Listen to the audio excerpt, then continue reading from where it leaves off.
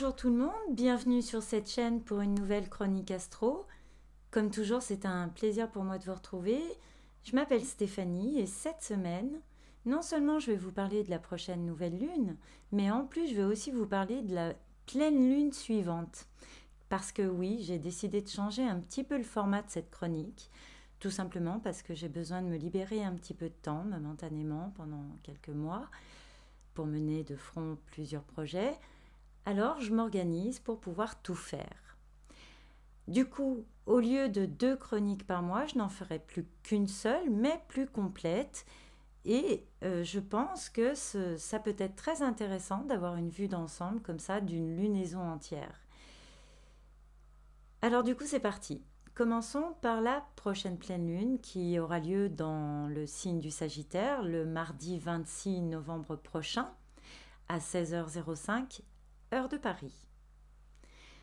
Cette nouvelle lune va marquer un changement d'ambiance radical. Nous allons passer de l'ombre à la lumière, de l'univers du Scorpion, peuplé d'idées un peu tourmentantes ou existentielles, à l'univers lumineux du Sagittaire. Cette période pendant laquelle le Soleil transite ce signe correspond à la période où les nuits sont les plus longues et où on compense le manque de lumière naturelle par les lumières artificielles, dans le but de nous extirper de l'obscurité. On puise ailleurs ce que l'on ne trouve pas naturellement. Et ça, c'est très sagittaire. On dépasse les limites imposées par la nature. Avant de développer, je voudrais juste faire un petit rappel de qu'est-ce qu'une nouvelle lune, pour ceux qui ne le savent pas encore. Une nouvelle lune, c'est le moment où la lune entre en conjonction avec le soleil. Ils fusionnent leurs énergies et c'est un moment très propice pour tout nouveau départ.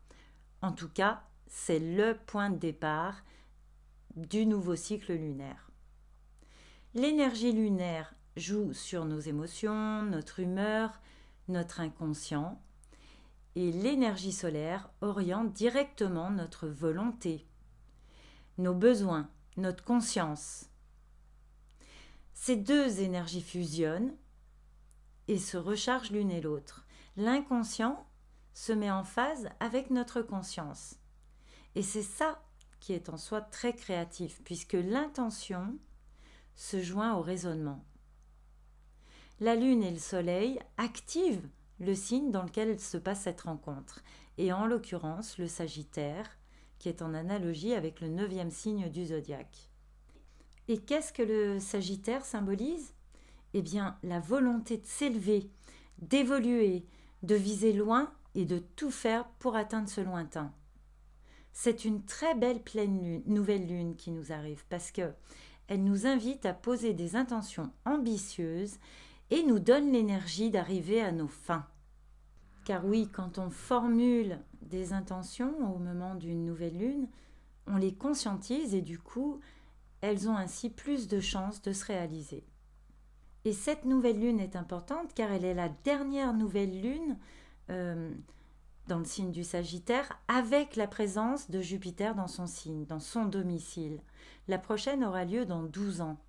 C'est un peu une occasion à ne pas laisser filer. Souvenez-vous, toute planète dans le signe qu'elle maîtrise exprime son plein potentiel. Et le potentiel de Jupiter, c'est l'expansion, c'est l'abondance, c'est l'optimisme. Alors, comme cette nouvelle lune sera dans le même signe, elle sera imprégnée de l'énergie bienveillante de Jupiter. Et le nouveau départ qu'elle évoque aussi. Ce qui se traduira donc par beaucoup d'enthousiasme, d'optimisme et l'envie de s'élancer dans un changement peut-être un peu risqué.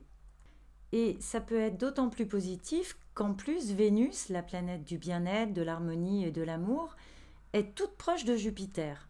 Et ensemble, ces deux planètes reçoivent le soutien de Mars qui leur confère courage, audace et désir d'agir. Vénus et Jupiter sont aussi soutenus par Uranus, qui apportera une opportunité inespérée, ou au moins une ouverture imprévue, et il sera alors question de passer à l'action et d'amorcer ce nouveau projet. Mais toutefois, la nouvelle lune, bien que dans le même signe que Jupiter, forme un quinconce à Uranus, et cet aspect est un peu ambivalent, mi-figue, mi-raisin. Il est à mi-chemin entre l'opposition et le trigone, autrement dit à mi-chemin entre le tiraillement et l'opportunité, et c'est pourquoi on dit que c'est un aspect d'hésitation. Mais comme la Lune se déplace rapidement, à peine 48 heures après l'instant de la nouvelle Lune, elle se placera en trigone avec Uranus, ce qui indique que selon la position que l'on aura prise au moment du quinconce, on verra les premières retombées. À ce moment-là, la Lune aura rejoint Vénus et Jupiter, alors ces retombées pourraient bien être éclatantes et très encourageantes, et plutôt positives. Tout ça pour dire que si le quinconce nous fait hésiter, pourtant, il demande une prise de position. Et on dit que tant que nous ne prendrons pas la décision la plus en phase avec notre chemin de vie personnel, le même type de situation se représentera encore et encore. Et l'astrologie nous fait gagner du temps, car elle nous dit « Attention, ne refais pas comme dans le passé, essaye autrement ». Le quinconce marque une pause qui nous permet de nous interroger. Mais encore faut-il nous poser les bonnes questions, d'autant plus que l'exercice peut être un peu piégeux. Je m'explique. Il est probable que la solution, la décision à prendre ou l'acte à poser, est de composer avec les contraintes qui s'imposent et non pas de les fuir, ces contraintes. Prenons l'exemple d'une situation quasi similaire que l'on a déjà expérimentée et qui se serait mal passée. On aura tendance à essayer d'éviter cette situation. Alors qu'au contraire, notre chemin de vie passe par là. Et il nous est demandé d'emprunter ce chemin-là, qui est plus difficile, et d'aller au bout, même si c'est éprouvant. Car justement, c'est une épreuve, un examen de passage à un niveau supérieur. Et la leçon d'Uranus se situe au niveau de l'intellect, du mental, de décisions que l'on pourrait prendre sur un coup de tête, car Uranus, on le sait, est un peu imprévisible, parce qu'une situation serait devenue insoutenable, trop pesante. À moins qu'à l'inverse, on hésite justement à prendre des dispositions pour se libérer d'une situation très contraignante, mais qui nous apporte malgré tout une forme de confort ou de réconfort. Mars soutient, par un petit aspect mineur, la nouvelle lune. Ce sera sûrement suffisant pour nous pousser à passer à l'action. Par ailleurs, Mars est aussi opposé à Uranus. Il y a un tiraillement, une tension assez puissante. Agir, oui, une action libératrice, en essayant d'orienter l'impact de cette action. Mais comme Uranus est un peu affaibli dans le signe du Taureau, et que Mars, lui, cette planète, est à domicile dans le signe du Scorpion, eh bien, Mars est très combative et très puissante. Et il est fort probable que l'impulsion que l'on donnera pour se libérer de cette asphyxie ira dans le sens qu'on prévoit. Et l'image qui me vient est celle du coup de talon quand on touche le fond, qui nous propulse vers la surface et nous libère des eaux profondes, en l'occurrence du Scorpion.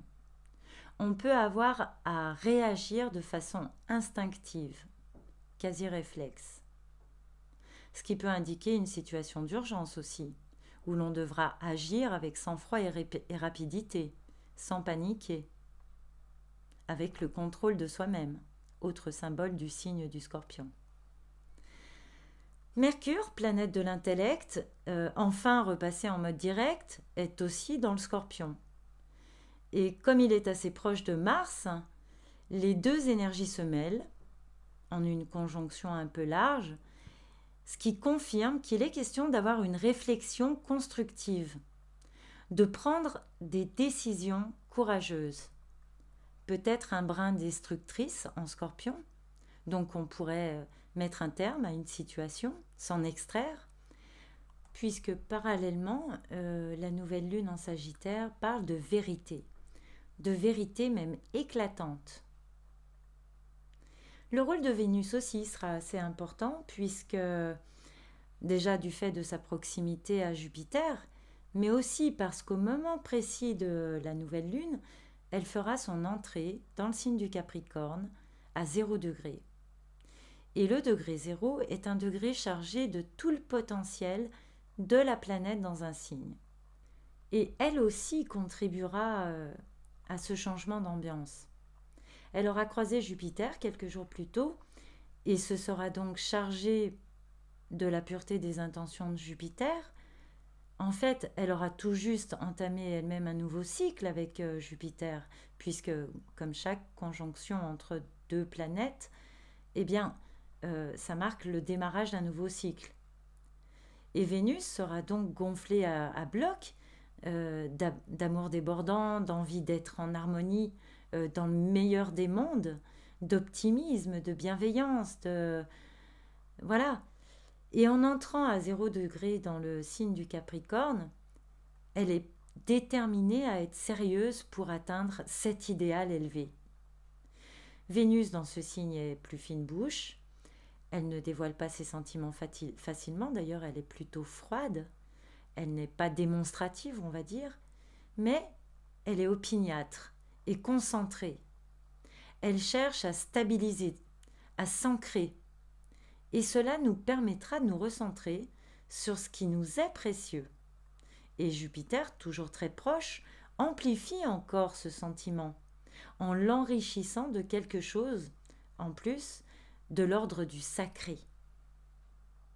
Vénus réserve sa créativité pour réaliser quelque chose de très idéaliste, qui en plus prendra de l'ampleur dès lors que Jupiter entrera dans le signe du Capricorne le 3 décembre prochain. Vénus, en entrant dans le signe du Capricorne, se met immédiatement au trigone d'Uranus, qu'elle maîtrise puisqu'il est chez elle en Taureau. Uranus, ainsi au service de Vénus, va clairement lui ouvrir un boulevard et il va nous servir une opportunité inespérée. Et le plus sympa, c'est qu'en signe de terre, ça tiendra dans le temps. Donc si vous aviez des hésitations, à présent que vous savez que l'action sera globalement porteuse, enfin sauf si dans votre thème certains aspects disent le contraire, voilà, il serait plutôt de bon ton de passer à l'action. Bien sûr, avec Vénus dans le signe du Capricorne, il faut s'attendre à ce que ça ne soit pas facile. On va devoir jouer le jeu de la persévérance, de l'effort.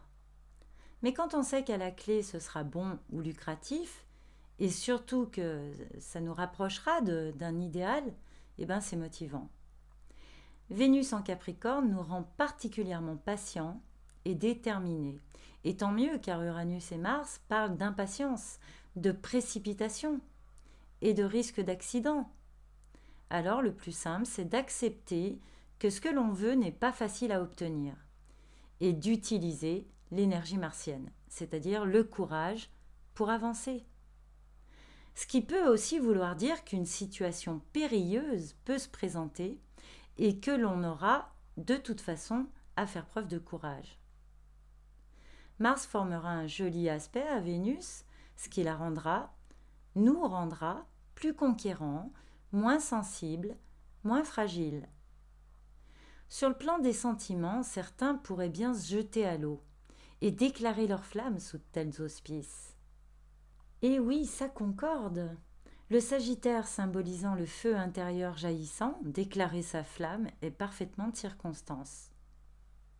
Mercure, quant à lui, donc il est à nouveau direct, et nos facultés de raisonnement recouvrées, on a enfin terminé de reconsidérer chaque idée, de ruminer, et aux côtés de Mars, eh ben on aura le courage de dire des choses même plutôt intimes. Mercure forme un trigone à Neptune. On peut verbaliser nos intuitions, nos rêves, qui deviennent plus rationnelles, et la logique s'enrichit de tout ce que nous captons de l'extérieur. On peut ressentir une fine compréhension de certaines choses habituellement trop profondes ou floues. C'est typiquement un aspect qui permet d'accéder à une autre réalité. On peut être très inspiré pendant cette nouvelle lune et il serait intéressant de noter les idées ou les pensées qui nous viennent, car comme on dit, le rêve crée la réalité. Mercure est aussi en sextile à Saturne. L'intellect est en phase avec la sagesse.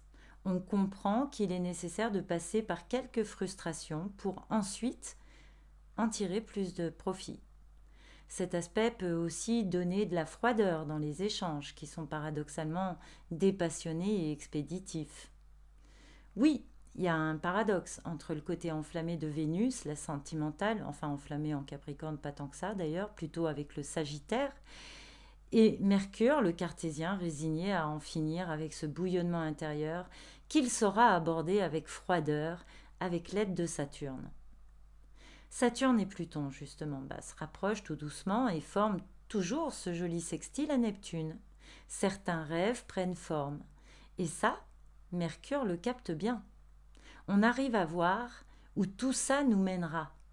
Malgré la confusion imposée par le carré de Neptune à la Lune et au Soleil, c'est bizarre, un peu comme si on n'arrive pas à se détacher d'une situation, mais qu'en revanche, on voit très bien ce que ça donnera quand on aura réussi à s'en extirper.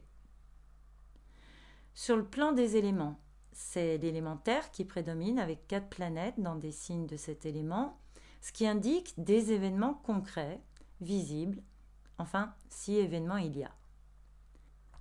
Autre fait notable, il n'y a aucune planète en signe d'air, ce qui peut indiquer que l'on fait fi de l'intellect, de la logique, et qu'on laisse s'exprimer notre enthousiasme sans vraiment se soucier des conséquences. À moins que l'on n'ait pas vraiment le choix et que l'on nous impose une situation, auquel cas se soucier des conséquences ne servirait à rien. Mais l'absence de planète dans l'élément air parle aussi d'une atmosphère un peu suffocante, pesante. 4 planètes en signe mutable confirment bien qu'il y a du changement d'ambiance dans l'air. Nous serons plus adaptables, nous aurons à nous adapter à une nouvelle réalité. L'énergie yin l'emporte sur le yang pour cette nouvelle lune et traditionnellement, elle est plus réceptive qu'active. Cette énergie nous engourdit. Le changement vient de circonstances extérieures où l'adaptation est intérieure. Oui, je sais, c'est encore paradoxal quand on pense à Mars en Scorpion, qui peut nous rendre pourtant vindicatifs. Mais curieusement, quand on combine par mots-clés ces énergies, on obtient passif-agressif. Et vous savez, cette attitude parfaitement silencieuse, mais provocatrice et sous-jacente qui peut agacer et provoquer des statu quo, des guerres froides, parfois jusqu'à malsaines. En fait, il y aurait une infinité de possibilités auxquelles je ne peux pas penser, mais je serais curieuse de savoir comment vous vivrez ces énergies. Alors s'il se passe quelque chose de notable dans vos vies, eh bien, je vous invite à le partager en dessous de la vidéo ou à m'envoyer même un petit mail, ça me fait toujours plaisir et je réponds toujours. Donc voilà, ça c'était pour les énergies de la prochaine nouvelle lune. Et à présent, je vais aborder la pleine lune suivante, qui aura lieu le 12 décembre 2019. Et ce sera aussi la dernière pleine lune de l'année. Elle aura lieu dans le signe du Gémeaux. Le soleil sera à 19 degrés du Sagittaire et la lune à 19 degrés du Gémeaux. Petit rappel, pour ceux qui ne le savent pas, une pleine lune, c'est un moment d'aboutissement. La lune a parcouru la moitié de son cycle et entame la dernière moitié de son voyage vers le soleil avant le début d'un autre nouveau cycle. Les deux astres, la lune et le soleil, se font face, ils sont opposés comme on dit, et la conscience, donc le soleil, met en lumière l'inconscient. Le soleil éclaire la lune. Et ça peut occasionner des prises de conscience ou des désordres émotionnels en tout genre. La pleine lune est un moment de grande lucidité, notamment sur nos envies et nos besoins fondamentaux. Le soleil sera toujours en Sagittaire et dans ce signe, il voit grand, très grand. Il veut officialiser, il se projette loin, il est confiant.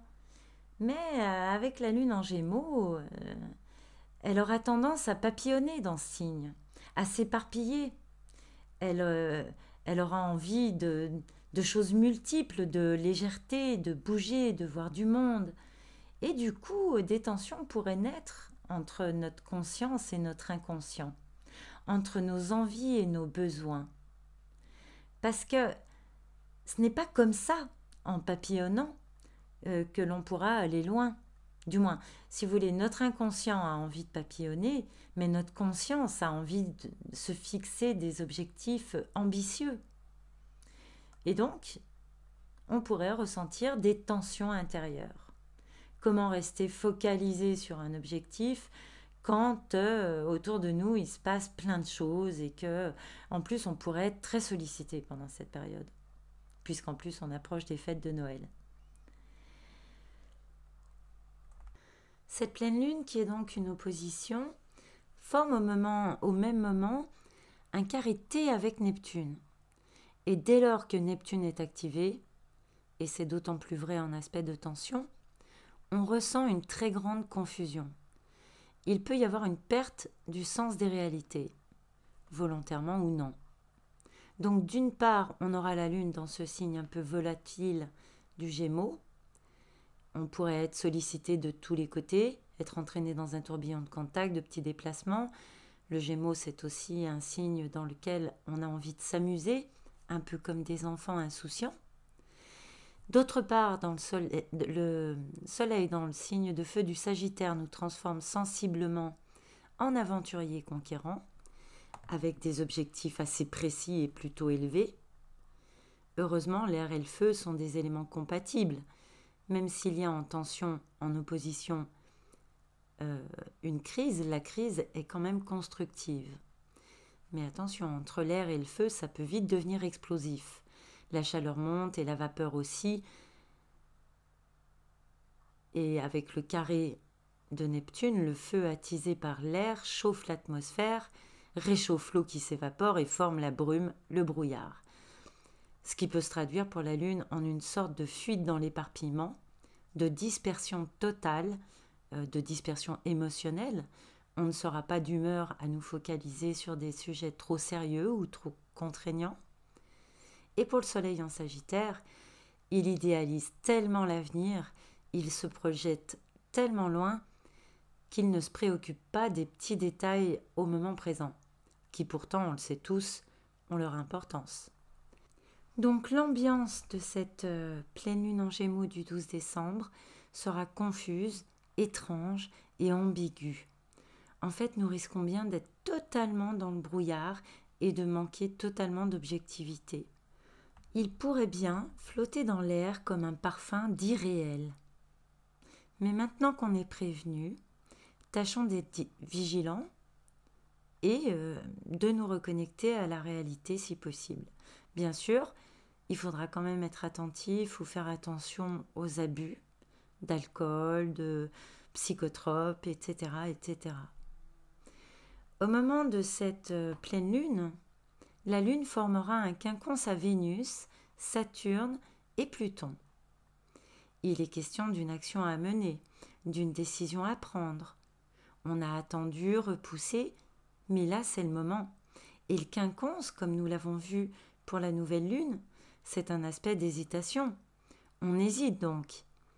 Et ce n'est pas une mauvaise chose, car ça diminue le risque d'erreur. Regardons de plus près. La Lune et Vénus parlent ici d'un petit malaise affectif. Les valeurs sont bousculées. Saturne parle de sévérité, de sentiments de solitude, de décisions à prendre seule, d'efforts à fournir pour ne pas se laisser envahir par la mélancolie. C'est pas très fun. Et avec la Lune en Gémeaux, on n'est pas d'humeur à ça. En fait, la Lune et Vénus sont deux planètes d'affect, Donc je pense que nous pourrions compenser un manque ou une déception ou un chagrin. Mais continuons. Pluton, le ténébreux, il brasse, il réveille nos peurs et on peut se sentir contraint à faire un sacrifice douloureux mais nécessaire. On sent que l'on doit lâcher prise sur quelque chose, laisser partir une situation qui pourtant nous semblait prometteuse. Il y a vraiment de quoi hésiter à se lancer dans l'action ou à prendre une décision. D'où le quinconce. Dans ce climat, on peut chercher à fuir, à rêver, à nier la réalité. Vénus, Saturne et Pluton, conjointes dans le signe du Capricorne, fusionnent leurs énergies et taquinent ainsi notre inconscient au moment précis de cette pleine lune. Mais quelques heures plus tard, ces 3 planètes seront en trigone à la Lune.